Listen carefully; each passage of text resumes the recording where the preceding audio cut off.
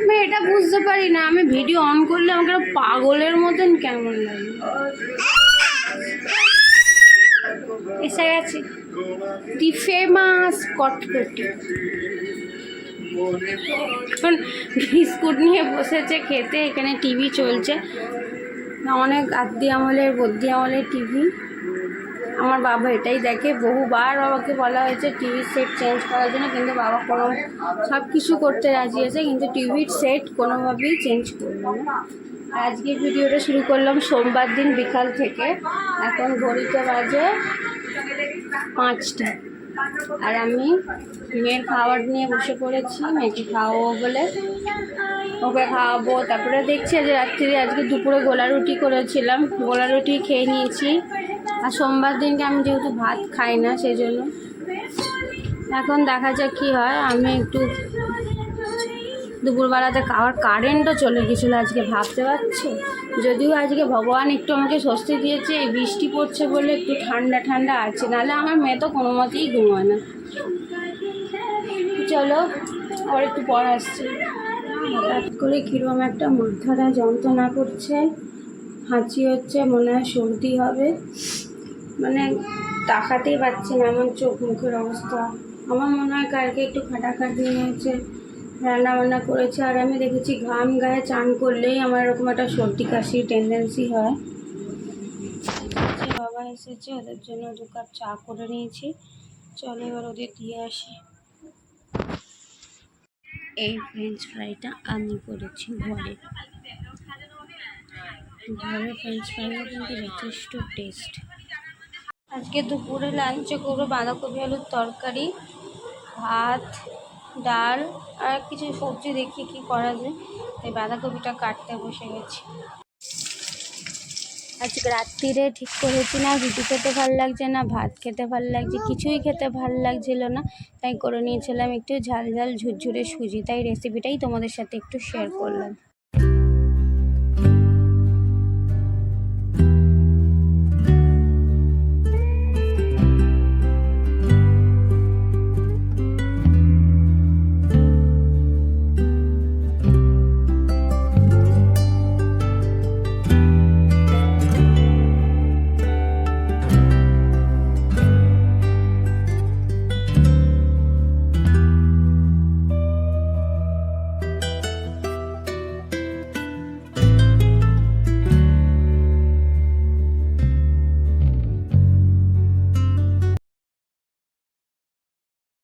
না শেয়ার করে পারলাম না। এই যে আগেকার দিনে টেলিফোনটাকে বার করেছে, করে এখন ফোন লাগিয়েছে।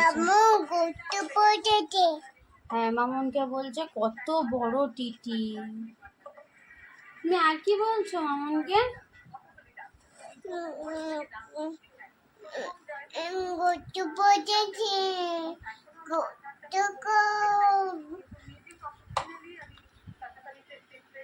বাচ্চাদের আর নতুন করে কিচ্ছু শেখাতে লাগে না, ওরা সব শিখে যায়।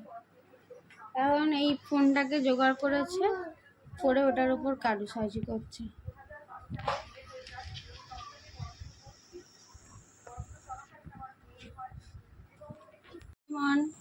সবাই কেমন আছো?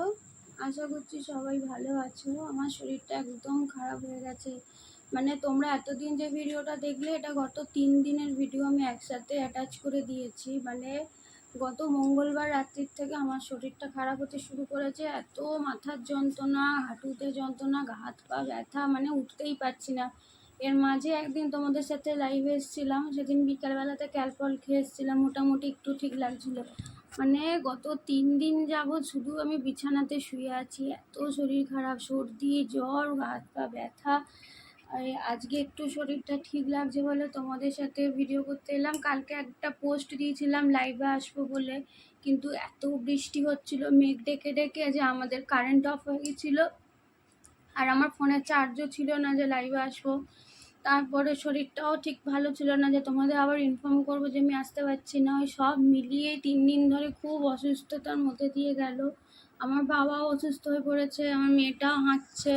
মানে একটা বাড়িতে কোনো একটা ভাইরাস ঢুকলে না সবাইকে অসুস্থ করে দেয়, মানে এমন পজিশন করে দিয়েছে না, মানে কেউ সুস্থ নেই আমাদের বাড়ির, এরকম পজিশন। এই আজকে 3 দিন ধরে দুটো দুটো করে ক্যালপল খাচ্ছি। আজও আমার চোখ দেখলে তোমরা বুঝতে পারবে যে এখনো পুরোপুরি সুস্থ হয়নি, লাল ঘোলাটে হয়ে আছে। তাই ভাবলাম তোমাদের সাথে একটা ভিডিওটা শেয়ার করি। আর একটা কথা হচ্ছে, আমি 3 দিনের ভিডিও 2 দিন ধরে ভিডিওটা দেওয়ার চেষ্টা করছি ইউটিউবে। পরশু দিনকে ভিডিওটা দিয়েছিলাম, কিন্তু ভিডিওটি ইউটিউব থেকে ডিলিট করে দিয়েছে, রিমুভ করে দিয়েছে। যেহেতু আমার মেয়ের একটা পোর্শন দেখিয়েছিলাম, ওটা বোধহয় ইউটিউবে দেখানো যায় না। আমি তো আসলে নতুন, সেরকমভাবে ভিডিও তো ছাড়ি না বা জানি না কী দেখানো। এখন আমি টার্মস এই ইউটিউবের গাইডলাইন্সগুলো পড়ছি। যেও একটা ভিডিও ছিল, ওটা আমার মিস্টেকেনলি চলে গিয়েছিলো ওই পার্টটা, ওই জন্য ওটা ইউটিউব থেকে ডিলিট করে দিয়েছে। কালও চেষ্টা করলাম ওই পার্টটা বাদ দিয়ে দিতে, কিন্তু ওই ভিডিওটা আবার ডিলিট করে দিয়েছে। আমি ওই জন্য চেষ্টাও করিনি। আজকে নতুন করে ছাড়ছি, তো তোমরা একটু অপেক্ষা করো, একটু সুস্থ হয়ে যাই, তারপরে তোমাদের সাথে আবার ডেইলি ব্লগ শেয়ার করব। আর মায়ের আর একটা কথা বলে রাখি, মায়ের যে ইউটিউবের একটা মেল আইডি ছিল না, ওখানে অনেকে গল্প পাঠিয়েছিল, এতদিন দেখা হয়নি। ওখানে অনেক মেল আইডিতে অনেক গল্প স্টোর করা আছে, মানে গল্প বলতে তারা যারা পাঠিয়েছেন তেনাদের আর কি নিজেরই লাইফেরই এক্সপিরিয়েন্স, এতদিন দেখা হয়নি। তো আমি চেষ্টা করব যারা পাঠিয়েছে তাদের গল্প, মানে রিয়েল লাইফের এক্সপিরিয়েন্সগুলো শেয়ার করা। আশা করি তাদেরও ভালো লাগবে। এতদিন তারাও হয়তো ভেবেছে বলবো কি, মানে ভেবেছে কেউ বলার নেই এরকম। আর তোমরা হয়তো এখন জানতে পেরে বুঝতে পারছো বিষয়টা। তো আমি আমার চেষ্টা করব বলার। নেক্সট একটু সময় দাও আমাকে, আমি চেষ্টা করব তোমাদের সাথে ওটা শেয়ার করার। তাহলে আজকে ভিডিওটা এত দূরই রাখলাম। ভালো থেকো সবাই, টাটা।